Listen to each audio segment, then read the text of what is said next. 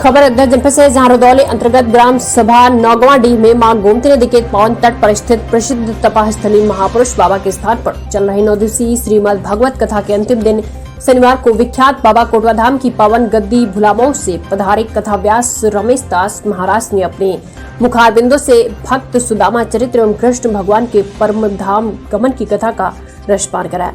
कथा के अंतिम दिन श्रोताओं की भारी भीड़ जुटी। कथा व्यास ने बताया कि सुदामा बहुत ही गरीब थे, फिर भी वह अपने सखा भगवान द्वारिकाधीश से कुछ मांगने नहीं जाते थे।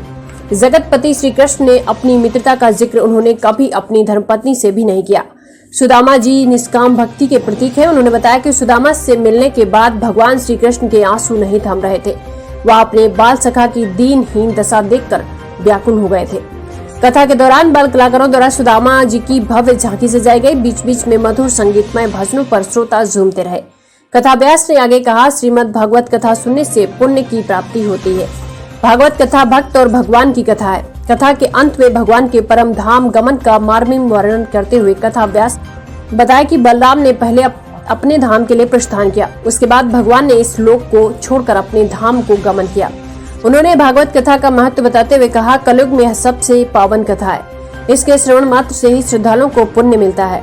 मुख्य आयोजक रमाकांत दुबे एवं सूर्यभान यादव अपनी धर्मपत्नी सहित कथा को सुनकर अपना जीवन कृतार्थ किया। इस मौके पर परमानंद शुक्ला, कपिल शुक्ला, पंकज शुक्ला, शैलेंद्र दुबे, हरकेश मौर्य आदि लोग मौजूद रहे। नौगढ़ अयोध्या से ब्रजेश कुमार की रिपोर्ट। आज सुदामा बेचारे मजबूर है, इनके पास न कोई व्यापार, न कोई नौकरी, न कोई धंधा। ये केवल पंडिताई कर्म कर लेते थे, लेकिन रोज कथा भी कहने को न मिले। महीने में कहीं एक कच्चे चावल को कच्चे बुराई नहीं पेट भरने के लिए मांग सकता है, लेकिन शास्त्रों में बताया गया कि ब्राह्मण केवल 5 ही घर में भीख मांग के पेट भर सकता है। 5 के अलावा 6वें घर में न जाए। सुदामा बेचारे नहीं मिले, चाहे न मिले लौट जाएंगे वो।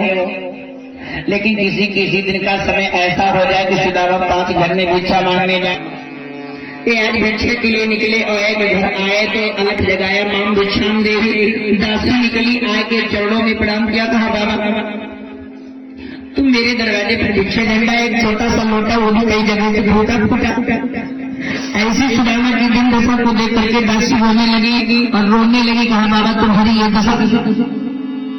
सुदामा बोले भिक्षा के लिए आए, रो करके कहा कि हे बाबा तुम्हारी कृपा से, भगवान की दया से मेरे ऊपर भी कोई चीज की कमी भिक्षा मांगने के लिए न जाना पड़ता, लेकिन मजबूर हूँ बाबा। कहा क्या मजबूरी है? तो दासी ने बताया, कहा बाबा मेरे यहाँ मेरे लड़के की तिलक चढ़ चुकी है और तिलक चढ़ जाने के बाद आंगन में भिक्षा कैसे निकाल के दूं? एक घर पहुंचे, वहां भी आवाज दिया, माम भिक्षाम देहि। दासी निकली, बाबा के चरणों को प्रणाम किया, छूकर अब शरण छुआ तो आज सुदामा के पांव में